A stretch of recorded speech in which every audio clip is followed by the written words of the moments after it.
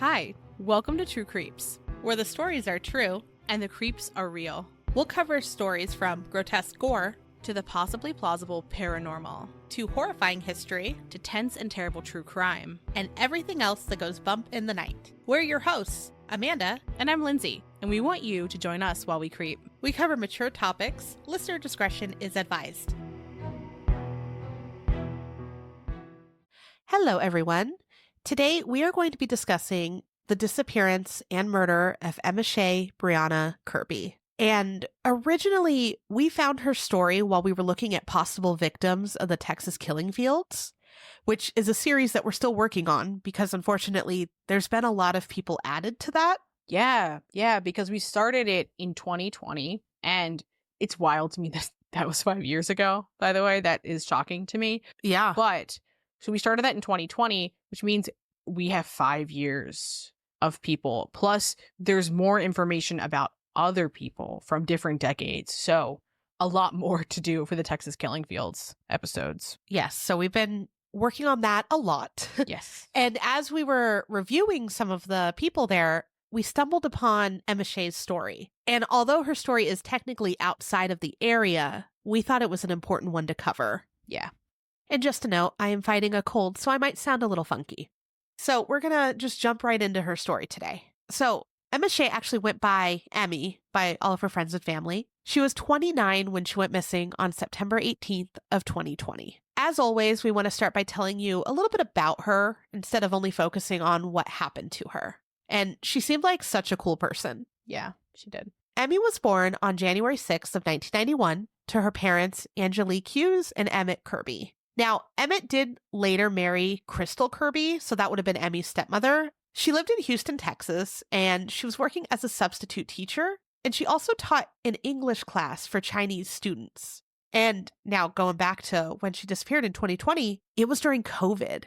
So sometimes she would have in-person teaching, while others she would do it remotely. Yeah, which I was like, it's interesting to talk about cases that happened during COVID too, and we'll talk a little bit about that later, but it adds another interesting layer. Yeah. There's a Facebook group for Emmy where people post memories and where folks can also stay up to date in the case.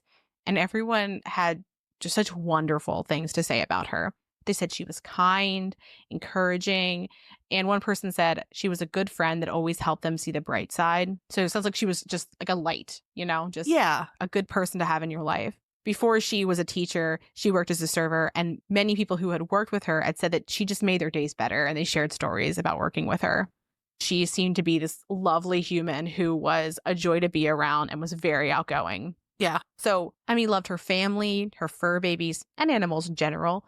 And then she also loved Rihanna, good food, and a good conspiracy theory, which, same. Right? Like, I feel like we could have been friends with her. We had so many things in common. Yeah.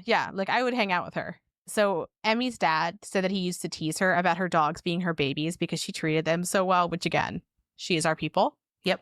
She even threw a full-blown birthday party for one of her dogs. There were snacks and decorations and little dogs and hats. And there was like guests, and all the other like little dog guests made paw print crafts, which it's the cutest fucking thing. And we watched this like adorable video with it, which is just like the sweetest thing. And she was also best friends with her sister and loved her nephew. So a treasure, a delight, a wonderful human.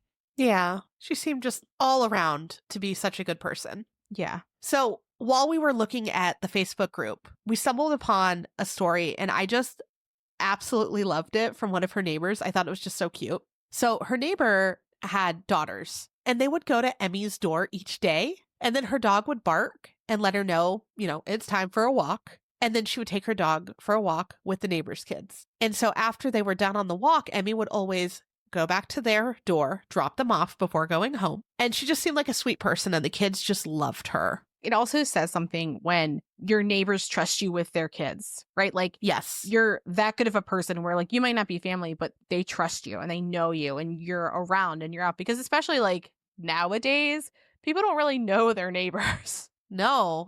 And like the fact that kids are like waiting for her every day, like, oh, it's time for our walk. Like, so cute. Yeah, and they know that she's like, even though she doesn't have kids, she's an adult who's kind and will walk with them, and she's a safe person. Yeah. The neighbor also shared that her 9-year-old daughter thought that they were around the same age because she was taller than Emmy. That is so fucking cute. Emmy's only 4'9", so like how cute and sweet is that? Yeah. So another thing that the neighbor mentioned is that Emmy usually didn't like wearing shoes.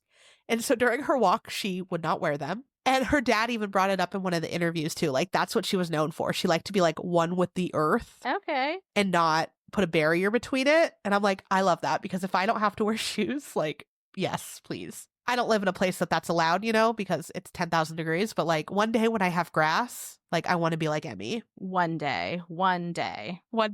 So this breaks my heart. Sadly, the kids first thought that she moved without saying goodbye because when they were going to her door, she wasn't answering. Another thing we're going to mention later is that she was prepping to move, which was supposed to happen shortly after her disappearance. And then the poor kids saw a missing person flyer. And then that's when they told their mom that their friend Emmy was on the poster. Oh, I hate that.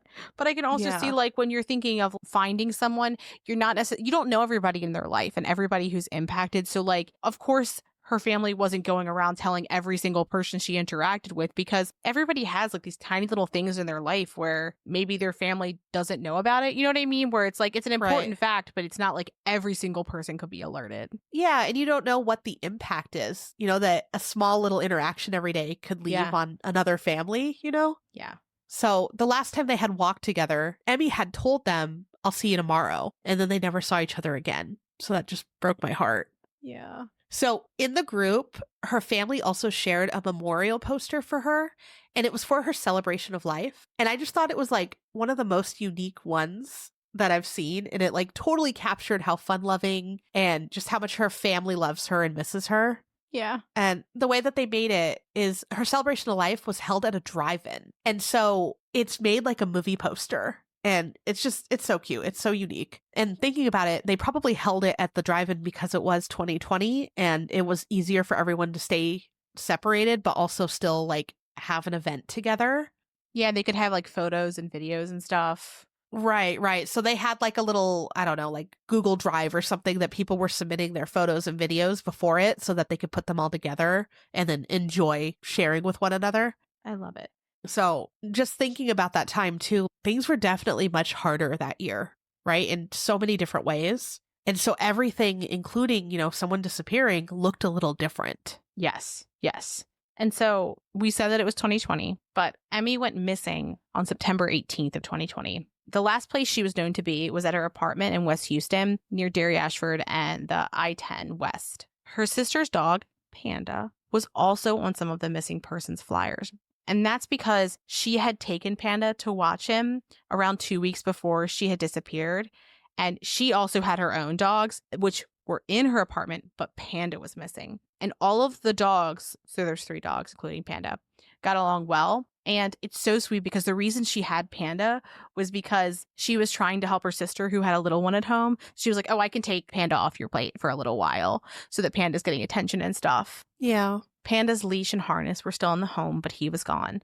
So Emmy's sister, Jaleesa, said that Panda was overall good with people, but if there was someone who he didn't know, or there was a situation where like a person who he loved was in danger, it's possible that he would bite. So it's very possible that if Emmy was being attacked, he would have bitten someone and attacked them to protect her. Yeah. And also as a note that when she would walk the 3 dogs, she would walk all of them together, which is fucking wild to me. Whenever I see someone walking more than one dog, I'm like, how can you do this? But like, she would walk all of them together, so it's not as though she went missing with all of the dogs. It would have been strange if she went out just with Panda. Yeah.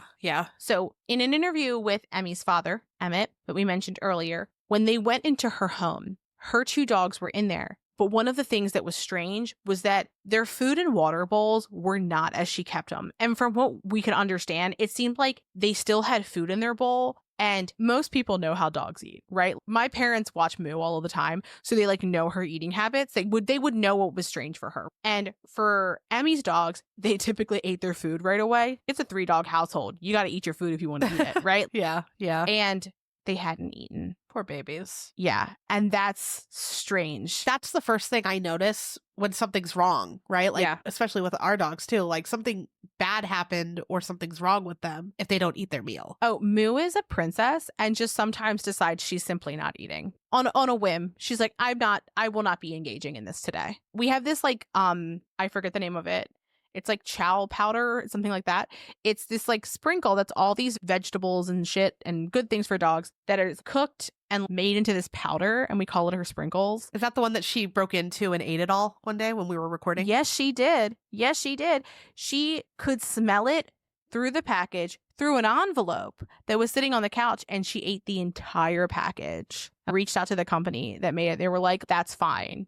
It's just that she ate the whole thing. And I was like, well, at least that's an advertisement for you. That like because she's a picky eater. So for her to be like, I'm going to rip this bitch open and just eat this powder, that's a dry snack. But anyway, all that to say, Moo is picky. It wouldn't be strange if she didn't eat. But for dogs that you know that they eat all their food, that is strange. Yeah. Yeah.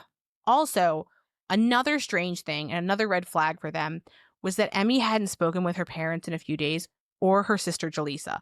And typically she was talking to Jaleesa every day. So not hearing from her was very strange. And again, in addition to her just generally talking to Jaleesa every day and being close with her family, she was in the process of moving and they were helping her. So she was like keeping them updated on like her progress and what she would need. So it was strange they didn't hear from her extra, like with a little cherry on top. It was bizarre. Yeah. And like, I believe it was her dad that was going to help her move when it was time to move. So he thought it was weird that she hadn't reached out, to plan like, oh, I'll see you this day at this time or, anything like that.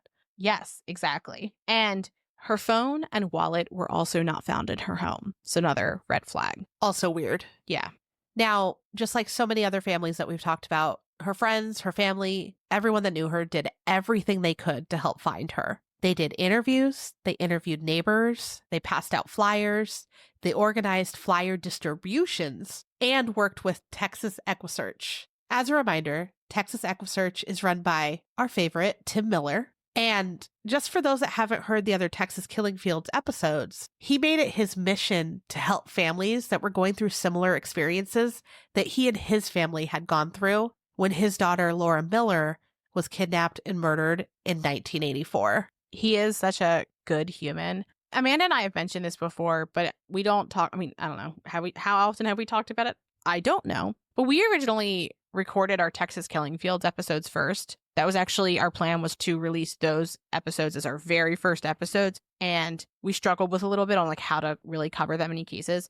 But one of the things that was from the beginning of True Creeps was a love for Tim Miller. Like, yes. From the very beginning of us, we've always loved that he was able to take the worst thing that ever happened to him and transform that into a way to love and to like help other people and to try to affect change, which there is no right or wrong way to grieve, within reason, obviously. But like the fact that he was able to do that, I think is just so incredibly powerful and beautiful. Yes, yes. And I believe too, at least according to the site for them, he still assists with all the searches that he can. Yeah. He's doing so much still. So just such a cool person. Yeah. So during all of this, right, they're doing what they can. And I can't even imagine trying to gather people for flyer distribution during 2020, so they're not only dealing with the worst thing that's ever happened to them, but they're dealing with a virus that makes it hard to have people assemble. Exactly. So I just feel for this family so much. Also, I was watching, certain interviews with her family, and some of them had to be done remotely, which like trying to stay relevant and, get the name out there while doing it from home or sometimes in a car, just so much extra stress. Well, and if you're thinking in September, we were all really just learning how to exist in this new world, and people were often in their own bubbles and not so aware of news and things like that, especially local news. Yeah. I would imagine it would have been just so incredibly hard. Yes, yes. So then a couple weeks after going missing on October 3rd of 2020, Emmy's body was found in the Bear Creek Park area in a field that was about 6 miles from her home. The medical examiner's report stated that the manner of death was a homicide. She had been strangled and shot in the head. Now, as we talked about Tim Miller, Texas EquiSearch searchers were the ones to actually find her. which is heartbreaking. Yeah. Javon Gilbert, who was her ex-boyfriend, was arrested for her murder on January 20th of 2021. And his charges were murder and tampering with evidence. And the evidence, unfortunately, was her body. So we were able to find some of the details that came out during the investigation and the probable cause hearing related to Gilbert's arrest. And many of these details were obtained by investigators through cell phone records, surveillance videos, financial records, as well as witness statements. Gilbert and Emmy were living together up until the month of her disappearance, September of 2020. They had broken up because Emmy had accused Gilbert of sexually assaulting her. There were texts from September 5th between Emmy and Gilbert where she said she felt unsafe, and he responded that he wouldn't harm her. Whew. Sad. Yeah. So they shared an apartment, but he moved out. But afterwards, he then broke back into the apartment, stood over her bed with a knife, and refused to let her go. This went on for hours. Can't imagine how scary that was. I can't imagine waking up to that, because it's already presumably the place where he sexually assaulted her was her home. So she probably already felt unsafe. Yeah. So to either wake up or to exist in the bed, right? Whether she was sleeping or not when he was standing over her, because he may have made her go into that room. Yeah. Yeah. But like to have to be re-traumatized is just so incredibly sad to me. Yeah. Now, to make it even more terrifying, he had also gone back several times to her apartment and peek into her windows. So I want to say there was a witness that caught him at one point. Horrible. Terrifying.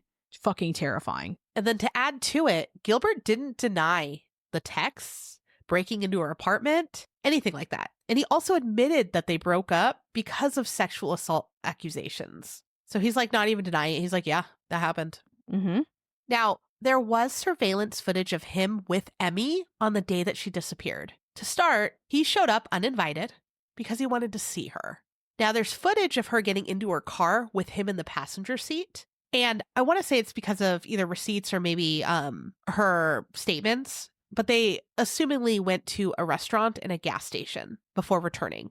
Now, they returned, and then authorities say that he killed her inside of her apartment. So they walked back in, but unfortunately, Emmy was never able to walk back out. After they had, arrived back from the restaurant and gas station, he is seen making several trips back and forth between her building and the parking lot. Then, late that night, around about 1:40 a.m., which would have been the 19th, he's seen carrying a large item from the direction of her apartment, sitting it on the ground between vehicles before putting that large item into her car. And the item appeared to be very heavy. So we all believe that that was Emmy. Yeah. So he's on camera putting the item into the car, leaving, and then coming back within the hour. And then he left her car in the parking lot, but it was like on the far side of the complex. So shady shit. Shady. Yeah, for sure. Then on top of that, he's seen going back and forth between her apartment and the dumpster, throwing items away, including a fucking sofa. A whole ass fucking sofa. Yes. Yes. So he's like, oh, anything that could be used against me, I'm just going to get rid of it. Yeah. During the investigation, prosecutors said that he made a bunch of false, misleading statements. So during interviews and that sort of thing. Also, he continued to go to Emmy's apartment after her death to keep disposing of items. So I didn't see how many times he returned, just that he had returned several times after she was dead. I fucking hate it. Right? So he was accused of destroying evidence related to the murder, including cell records, location records, and financial records. So he was really, really trying to cover his tracks. Now, interestingly, I don't know why, maybe just to make it seem like she had been home. I don't know. But he did go back sometime on the 19th and returned her debit card. I'm sure that he realized in some sense that, like, if they didn't find her debit card, they would be extra suspicious of him. And if they found it on his person, extra damning. Right, right. So this shithead, Gilbert, was ultimately sentenced to life in prison in April of 2023. But as just a fucking crazy note, it wasn't for this. It was for something else that he did. That breaks my brain, knowing that it wasn't for this. Yes. Like, what? So at the time of the murder, Gilbert was on what's called deferred adjudication probation for setting his ex-wife's house on fire while she was inside of it. Now, this happened in 2013.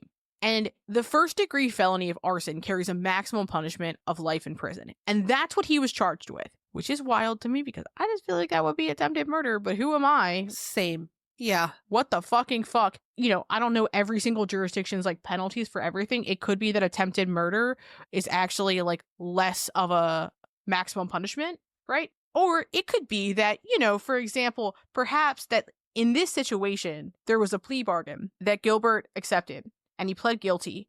And in exchange for Gilbert pleading guilty, he was placed on what we mentioned a second ago was deferred adjudication probation. And he did not have any prison sentence associated with his charges. So the sentencing for this arson, and what seems like attempted murder to me, was only this 8 years of what I'm going to say DAP, because deferred adjudication probation is a very long fucking title, right? Yes. But he had 8 years of DAP.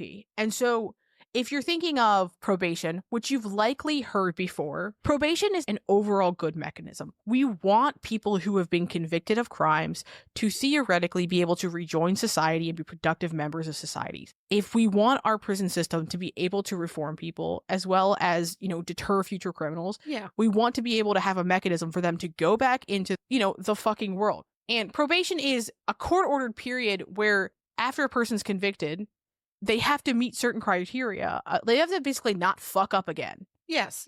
And the crime still stays on their record, right? It's not like, oh, once your probation period's done, you wash your hands of it. It's a part of your sentencing. Exactly. However, with DAP, if you don't fuck up again by the end of your probation, the conviction leaves your fucking record. So had he not like fucked up again, he would not have a record for arson. That's crazy to me. For setting someone's fucking house on fire while they were inside of it. And while I can understand that we want people to re-enter society, I just think that there is a benefit to knowing when a person does that. I cannot understand how someone who caused this much personal trauma and property damage could receive 8 years of probation. That breaks my brain. I'm mad about it. Because what the literal fuck? Because when someone shows that they are willing to hurt their fucking partner, who won't you hurt? Exactly. So, okay. They basically filed a motion in the original case for arson, basically saying that like, hey, you had probation, you fucked up again during this, and we proved it. Now you have to be resentenced. And there was a 4-day hearing to basically figure out his guilt for this. And Gilbert was sentenced to life on this rehearing for that original case. And so they ended up dismissing the complaint for her murder and that evidence tampering because they could combine it into the first case and sentence him to life in prison for that case. So murdering Emmy was a new crime. And when he committed that crime, he violated his original parole. So rather than redoing an entire case, they opened the first one and said, hey, he violated his parole. We have proved it in this hearing. And then he was sentenced to life in prison. He appealed this, but was unsuccessful. Thankfully, yes. Which, like, fucking fuck, right? And I mean, it's good that they were able to add Emmy essentially to that hearing too. Yes. You know, and go, here's the proof that we have. Here's what he did. Like, it's not a normal violation of parole. This is like the worst way to violate parole. And so it's good that the judge was able to hear what he did and then go, okay, yeah, he needs whatever we can give him for this original one. Yeah, like he should be in fucking prison. Yeah, but I feel bad for her family because, like, I see that, you know, they got justice and they're happy that they got justice, but also it's like, but he had already fucked up. It's not because what he did to Emmy in a way, you know, but like on paper it's not, but it is. Like, but it also is. Yeah. Like he also just should have never been out, right? Like he should have been in trouble. Yeah. He should have like gotten an actual penalty for that first fucking crime. Right. And it breaks my heart that he was even allowed out and was able to do this to her. So knowing that he had a criminal history, right? Like we knew that he got in trouble for arson. We took a look at some of his other criminal history, and this is what we were able to find. There could be some in other counties, but at least for the same county. In 2010, he got in trouble for child endangerment to his own fucking kid. So he had a daughter, and supposedly what happened is he accidentally dropped her while sitting in the passenger seat and reaching for something in back. I want to say it was like a bottle or something. Now, the poor baby had a head injury, and she ended up going to the hospital for head trauma. And like we know, babies are super fragile, right? And I would say most doctors are versed to be like, okay, this is a standard baby issue, right? Like babies do hurt themselves, right? Like you have to be super cautious. But like this seemed different. So it seemed strange that he was even able to drop her, at least in my opinion, because think about it. If you're sitting in a car, right, you have the dashboard in front of you and you're holding a baby. I don't know why he's doing this in the first place, but her falling just seems really hard to do if you're sitting in that passenger seat. Why were you holding a baby in your arms? Yeah. Like, why wasn't the baby in a car seat? Who could know, right? Like, that's so weird. And from his story, from what I understand, is he dropped her accidentally while reaching him back. But like, yeah, why was he holding a baby while sitting in the passenger seat? And then if you're reaching him back, I feel like you'd be more cautious. But also if you dropped her, theoretically, she should have been just like right on your lap. Like, it's weird that she rolled off into, underneath the dashboard. Like, I don't understand how that happened, but I don't trust him, obviously. Cars have hard things in them, but not that hard, right? Not accidental fall, crack a skull. It's bizarre. It doesn't make sense. I can't picture that scene, and I'm surprised that there weren't more questions around it. Yeah. Then let's go on with his criminal record. In 2011, some of the documents aren't available anymore, but he was charged with evading arrest. Then again, he got in trouble in 2011 for resisting arrest. And then this next one I want to note because I feel like there's a tie. Okay. So the records for this are restricted, but it looks like divorce was originally filed on June 5th of 2013. Okay. Then on November 29th of 2013, just like kind of what he did with Emmy, the relationship ended and then it resulted in violence. On November 29th, 2013, that's when he escalated with her. And that's where, those arson charges came from. Yeah, and we say escalated because I'm just going to go out on a limb here and perhaps infer from the situations that there was a reason why they were getting divorced. Yes, there's a reason why they're getting divorced. And then the day after, so after the arson, his ex-wife got an order of protection against him. Yeah.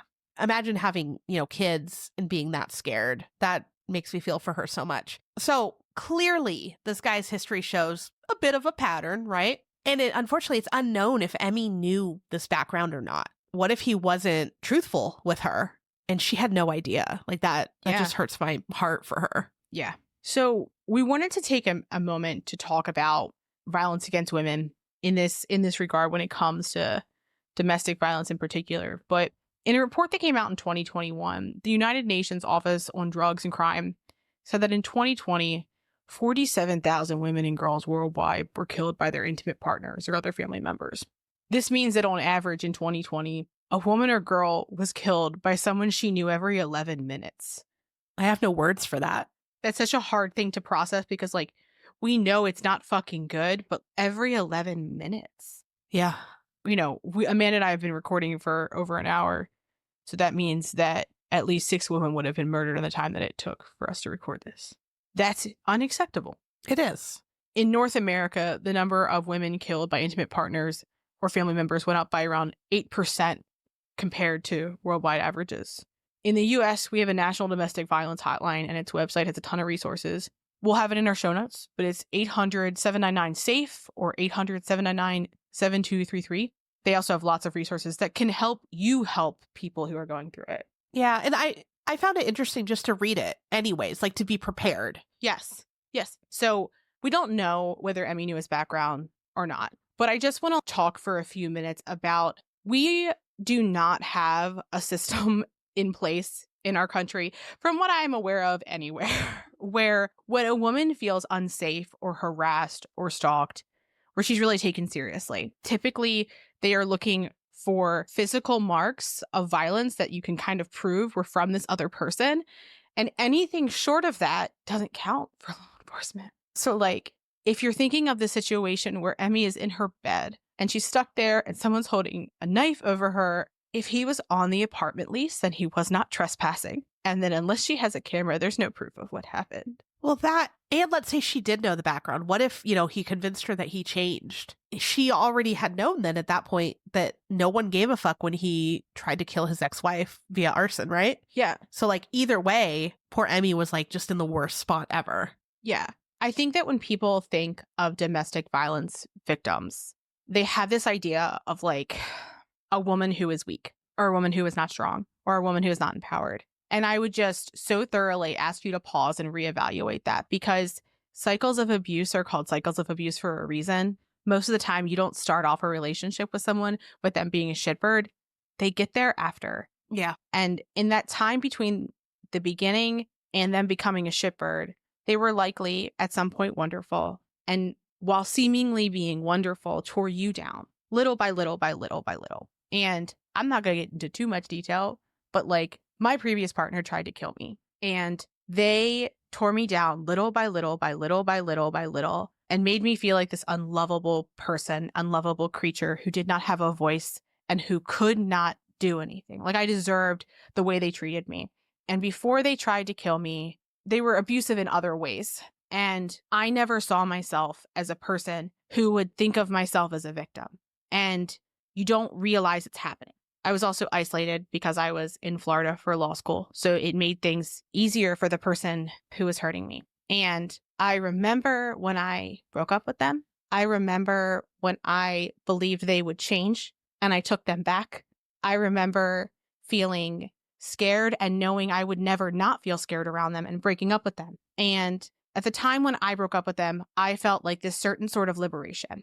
There was a period of time before they were living with me because I felt like I can't just kick this person out. I don't want to be a terrible person, right? I need for them to be able to have a place to live. And in my mind, I was like being a kind person, but it also meant that I was living with my abuser. And I did not know that it is the most unsafe, not before the violence and not during the violence, but after. In some situations, there's several instances of physical abuse for other people. But for me, it was just that one physical violent interaction. And in my opinion, I was like, well, the worst happened. And then I broke up with them and now it's done. And I'm safe because I broke up with them. Like, I'm going to be okay. Yeah. I did not realize that breaking up with them put me in more danger. And so many women don't know that when you end it, they now have nothing to lose. And one, I want people to know that. But two, I also just want to point out that just because, in my opinion, law enforcement doesn't take stalking, harassing, or abuse that doesn't leave marks seriously, doesn't mean that there aren't things you can do. Well, even when there is marks, though, it's very, very easy for people to say, oh, I fell or I did this. And I know that from a friend's personal experience that they go, oh, okay. Like, even though it's very clear that someone did that to them. Yeah. They can't do anything if, especially, they're scared to say, yes, they did it because they're not sure if they're going to be behind bars or if they're just going to escalate after. Exactly. But despite law enforcement's inadequacies here, it's not as though there's nothing that can be done, right? You can put yourself around other people as much as you can. Don't be alone for that period directly following, right? Like, if you're leaving your abuser, don't do it alone. You're doing a big, scary thing. Go to people who love you. If you don't have people in your life where you feel comfortable doing that, go to a domestic violence shelter. Most places have one locally. The number that's in our show notes that we talked about earlier, they can help you find one. Yeah, there's a whole area on their website to plan for safety as well. Yeah. Don't be alone. Don't gaslight yourself into thinking that everything's going to be fine because you don't know it's going to be fine. And if it's a situation where you don't want to do that, then consider whether you want to buy a little cheapy motion detector alarm for inside your house. You can buy them for under $20 off of Amazon, where it just makes like a wee wee wee wee sound if someone opens a door in your house. Something as simple as that. Because if that person happens to have a key, because sometimes changing locks it's expensive, right? If you can afford to do so, figure out another way. Look, put a table in front of your door with a pan in it. I don't know. Think outside the box. Yeah, it's so easy to be like, I'm safe, I'm free. Right? Like, I'm safe, I'm going to be okay, I'm going to be fine. And I get it. I get why Emmy probably was like, I'm going to be okay because, like... And she's moving. He's out of my life. I'm moving. I did the same thing. But the idea is like, hopefully, if you are in this situation or somebody who you love is in this situation, it is okay to loudly heal. It is okay to ask for help. And if there is someone in your life who is not ready to hear you and they are in that situation, you will hate yourself later if you give up on them now. You can stay around, even if it's fucking hard. Yeah. Whew. A heavy one. A heavy one, but an important one. Yeah. Emmy's case is devastating. It's so devastating. She didn't deserve this, and neither did any of the fucking people this asshole hurt. Exactly. Yeah, his own kids, his ex-wife. It continued. That was a pattern. And it is sad that, law enforcement didn't recognize that pattern before something horrific happened. Yeah. There were so many times where he proved to be a person who maybe shouldn't be out in the world near other people before Emmy's death. It sucks that that's what finally got him in prison. Because could you imagine hearing that the person who set your house on fire while you were in it got probation? That just makes you feel so angry. Yes. And I mean, presumably we don't know where his kids were at that moment or anything, but there could have been kids present. It's also like, regardless of how you feel about your partner, one, don't fucking hurt your partner. If someone doesn't want to be with you, just don't be with them. There you go. You don't fucking own them. But everything else aside, say you really don't like your partner or your ex-partner. If you had kids with them, at the very least, that is your kid's parent. Yeah. So why would you want to make your kid lose their parent or have their parent be hurt? That's beyond. It doesn't make any sense to me. Selfish and horrific and just so many different things. Yeah. Yeah. So again, we've got the resources in our show notes. Share them, use them. If you have a friend, maybe you are just around more. Maybe you show them that you have a couch they could sleep on. If you do. Yeah. Woof. Well, this was a tough case. This was a super, super tough case. Emmy just seemed like this beautiful bright light and this just wonderful presence in her family's life. And we are so sad for them because this was so fucking unfair. It was in every way. It should not have happened. Yeah. Our law enforcement should be trained to deal with this kind of stuff. This shouldn't be so hard to fix. No, it shouldn't. This feels fixable. It does. When people talk about police reform, the tagline is defund police. But really what it is retrain police, refocus police, reframe what they're doing. Because I think that there's a world where we could perhaps have law enforcement that is truly there to help people. Now, we don't know the extent to which Emmy reached out for the things that she encountered. Yeah. But if she didn't, why didn't she? Right. I've reached out for things that should have fucking mattered before, and it didn't fucking matter. And I feel like you can't be in a group of 3 women without one woman being like, here's how I was stalked, and here's how I was failed by law enforcement. It's true. Or here's how I was harassed, and it didn't fucking matter. So we don't know whether she did or did not. But I could see why she wouldn't if she hadn't. Yeah. And I mean, looking at what she was working on, right? She was going to move. That should be safety. Yeah. Getting out of that situation. He won't know where you live. So again, we don't know the specifics on that. But like I said before, if she did know his background, then it's why bother? They're not going to do anything about it. I would feel that way. I would wonder if he had information about other things that had happened that were unrelated that got him on a lesser charge. And that perhaps he was involved with other things. I don't know. I'm just assuming he's a not good person. So I'm assuming he has other criminal things that he's doing. So perhaps there's other things that he had knowledge of where he was, and that's why he was able to plead down. And that's why it looked like he was kind of unfucking touchable until he wasn't. Right. But all that to be said, woof. Yeah. It's hard to end episodes like this. It really is. We're always so upset and mad at the situation. And we're mad. We're strangers. Her poor family. Ugh, it just breaks my heart. I never saw if Panda was found. So on top of it, she's trying to do something nice. Panda, I don't know. Her poor dogs, their mom never coming home. Ugh, all of it breaks my heart. I can't imagine losing my sibling and my dog at the same time. Nope. That would be enough to losing a sibling is bad enough, but losing one of your fur babies that's a comfort too in the same way. I don't even know how I would handle that. As always, if there's cases that you've heard of that you want us to cover or topics you want us to cover, let us know. As always, we hadn't seen too much about Emmy's case. We thought that this was a case that was good to share. And it led to a good conversation that hopefully will help someone. Yes, I hope so. And with that, have a great weekend. Thanks for creeping with us. Thanks for listening, and as always, a special thank you to our patrons who support us via Patreon. Please see the link in our show notes to learn more about how you, yes you, can begin to haunt the dump, guard vortexes, or even become a scorching Sasquatch. Ooh. Also in our show notes, you can find the link to our website, more information on our sources, our social media handles, and our merch store. We'd love for you to keep creeping with us. So if you like this episode, please subscribe, rate, review, and share the show with your fellow creeps and or ghosts. I beg of you.